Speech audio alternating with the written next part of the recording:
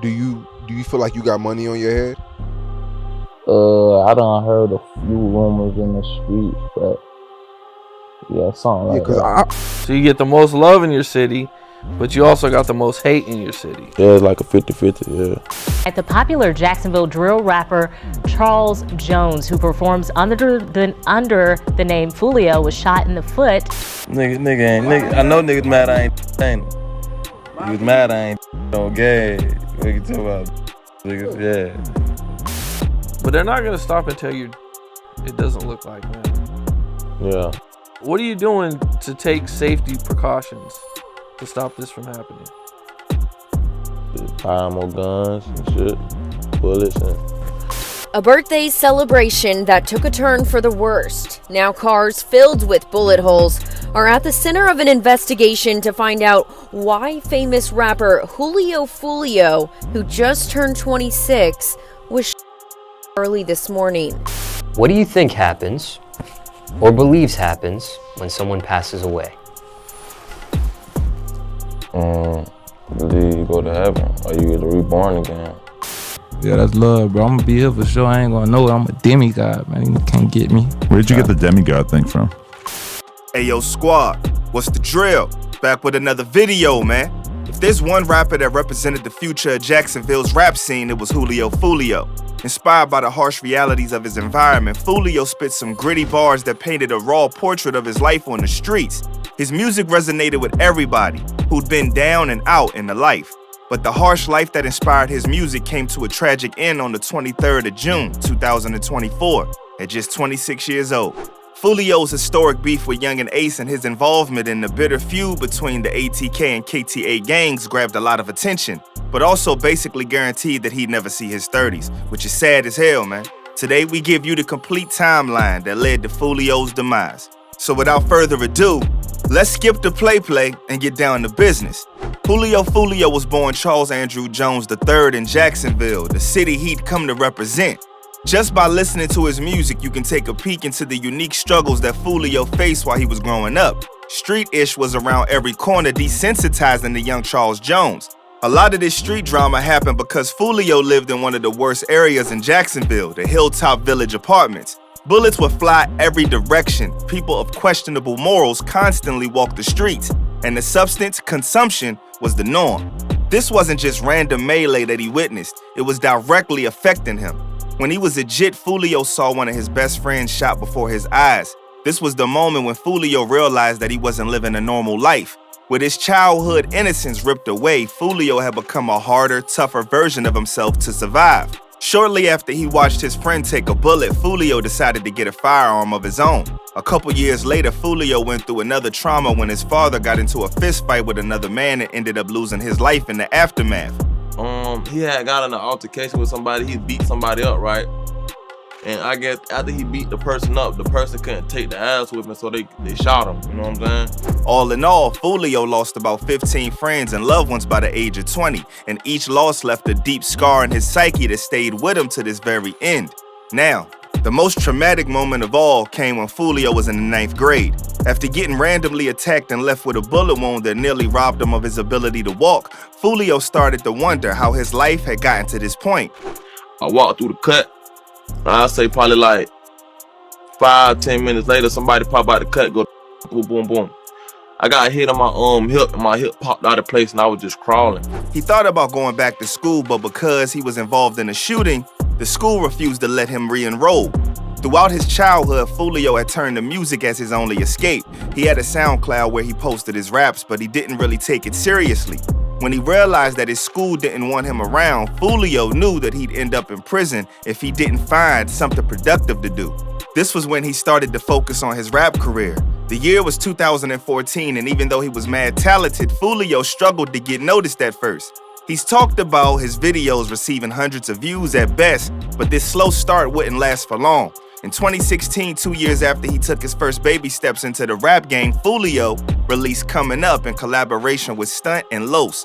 All of the Jacksonville stood up and noticed the furious new rapper on the block. You know what I'm saying? Like, it just like got to a point where I wasn't getting views like 100,000, Like I was like getting like 1,000 views, 500 views at first. Then I went picking up views and steam. I dropped my first real video. It's called Coming Up with me and like 2 of my other friends. They got like 300K, 400K. That one I was like, oh yeah, it's lit. I could like turn up for real. This was also the first real video, and the grainy footage fit right into Foolio's style. With his slippery, confident flow, the young rapper was able to make his mark on the growing Jacksonville drill scene, but unfortunately, danger was looming on the horizon. This is around the time that the KTA era first started. Pretty soon, he was feuding with the rival gang called ATK. These two gangs were notorious in the Jacksonville area for their violent ways, but Foolio felt like he needed protection after people started recognizing him. When he released his first few singles, Foolio had bona fide hits that put him on the radar. After being attacked in his teens and seeing so many loved ones lose their lives to guns, Foolio wasn't about to take any chances. This is why he and some of his fellow Jacksonville rappers decided to form KTA.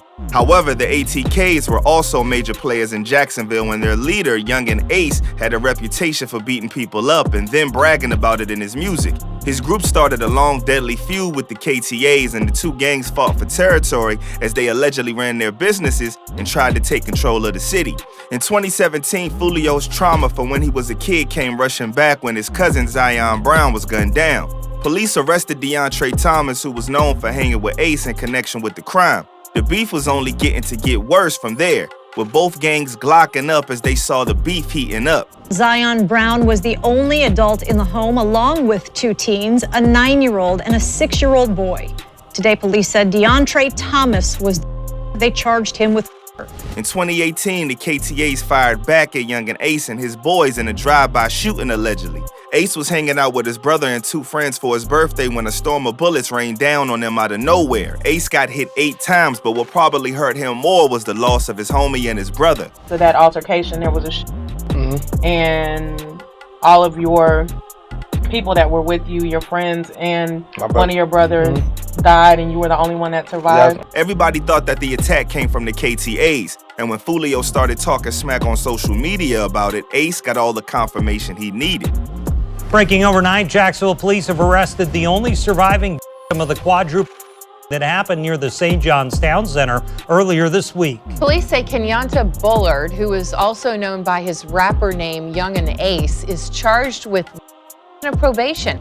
Last October, Bullard was sentenced to 31 months probation after appearing before a Clay County judge and pleading no contest to accessory after the fact. A year later, each rapper publicly reacted to the attack in their own way.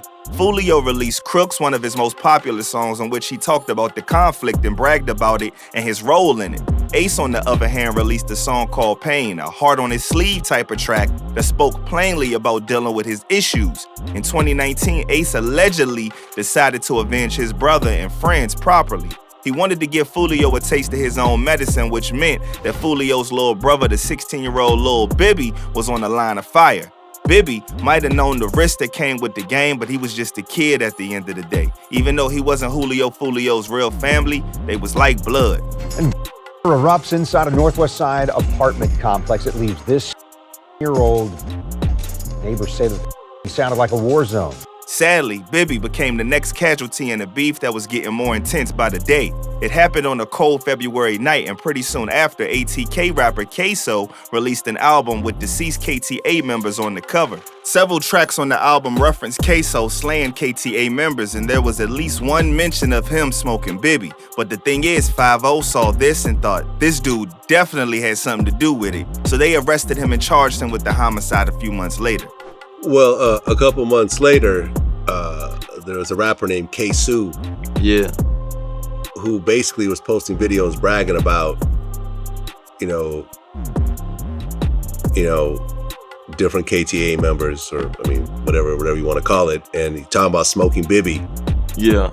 And he actually got arrested for the Bibby. Yeah.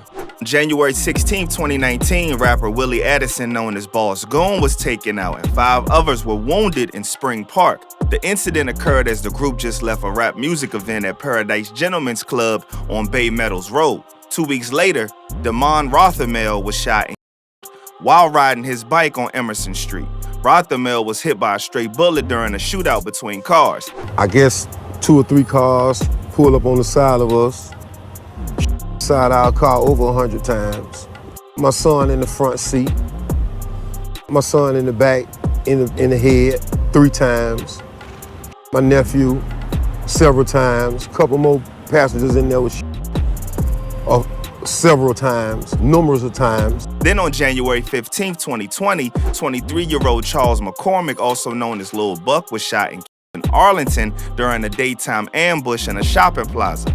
Everyone knew that the beef was about to reach a whole new level, and in 2020, Youngin Ace decided to rub salt in Foolio's wounds. You could tell that he'd recovered from the pain of their loss when he released the track Step Harder, cause he dissed Foolio and his gang like there was no tomorrow. While he wasn't exactly over the stuff he'd gone through, the track showed that he was ready to make another move. However, Ace wasn't gonna move without thinking things through, and he knew that he had to finish Foolio off this time around, otherwise things would keep escalating until both gangs were wiped out.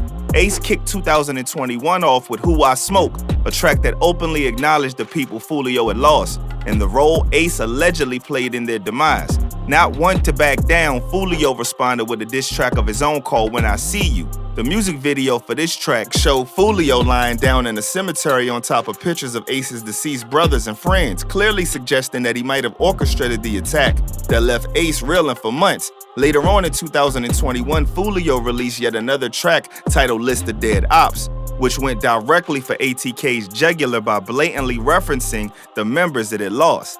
It wasn't until 2021 that Foolio felt the heart of the feud in all of its fury. This was when an unknown assailant shot at him over 100 times as he was leaving the studio for the night. Missed a whole 100 shots though. You know they sick right now. Whoever did it, they sick. One nigga. Nigga had 2 choppers, 1 me. I'm blowing back. I'm traded. By some miracle, each shot missed his mark, and Foolio was able to make it out of the incident with only minor injuries. The fact that Foolio wasn't struck down meant that things weren't going to end anytime soon. But what's weird is that things actually seemed to die down for about a year, but the peaceful vibes didn't last very long. Maybe Foolio started thinking he could rest easy, but what came next proved that he was completely wrong. In June of 2024, Julio Foolio was gunned down while celebrating his birthday. We came deep in my birthday, man. Everybody coming up the stairs. No counts, man. You know what I'm saying? Jacksonville rapper Charles Jones, known as Julio Foolio, in Tampa. Thank you for joining us tonight. I'm Riley Phillips. The rapper was celebrating his 26th birthday. This happened outside a Holiday Inn. If you could take a look at this video, you can see the bullet holes riddling the front of the windshield of this car. He traveled to Tampa that day to party with his friends and family. A word on the street is that his girl was hanging with them too. The party kicked off at an Airbnb before moving to a Holiday Inn nearby, and while Foolio stood in the parking lot, a masked man with an assault rifle started firing at him along with other hitters. The rapper's fatal mistake turned out to be posting his location to Instagram. So did other people in his crew, which told his attackers everything they needed to know. Just days after this went down, Ace decided to let everybody assume that he was behind the attack by releasing not just 1 but 2 diss tracks. The first one was Do It, and that talks about how he gave his people the signal to take the shot. And in Game Over, he proudly tells the world that he won the war. Based on how everything is looking right now, it really does seem like Ace came out on top, but it came at a heavy cost, and in reality, the invoice probably isn't even finalized yet. In a weird turn of events out of nowhere, a man confessed to ending the life of the late rapper Julio Foolio for $10K. Youngin Ace allegedly put the bounty up. Thursday, July 4th, a video surfaced online of an unnamed man. His face was partially covered, and the video was captioned, "I bagged Foolio for $10K. I'm the one who smacked Julio Foolio that night when he got dropped at his birthday celebration," he began. "I ain't show my face or give my identity away or nothing like that, but I did that. On the dead homies, bro, I put it on everything on my soul, on my kids, nigga. I'm the one that smacked Julio Foolio that night when he got dropped at his birthday celebration, bro. You feel me? I ain't gonna show my face or give my identity away or nothing like that, but you know, I did that, you feel me? It was money on his head, you feel me?" He continued alleging that Julio Foolio's longtime nemesis, Youngin Ace, offered $10K to end his life.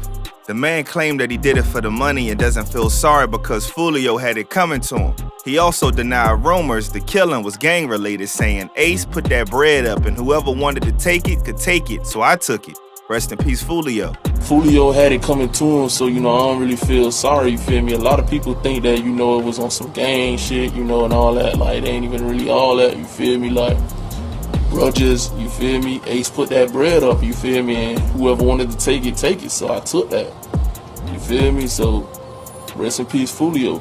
I mean, dude seems convincing, but he could be trolling for sure.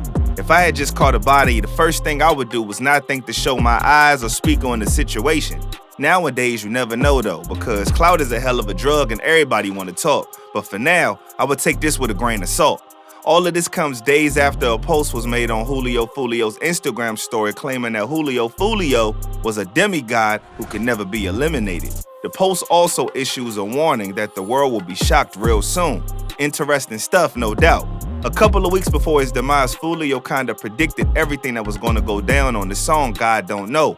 In the track he said, "How the F you gonna tell that lie straight to my face? Ish getting closer, Satan says I'm one shootout away. It's a snake inside my grass effing with ATK. I'm the one who passed out the spoons and put food on the plate." Based on the outcome of what happened and the fact that he was with his people when he got taken out, it is very probable that Julio could have been backdoored. That's gonna be like, that shit hurt you. Like, I ain't gonna lie, like, that shit hurt. Like, this a person like you would grow up with, them that share clothes with, know each other mama. That shit hurt. Yeah. Hours before his demise, he also posted his coordinates and exact location. This allowed any of his ops to have the drop on him, which is a shame. Rookie mistake, but it's crazy that the life he had to live led to him having to have his head on a swivel 24/7.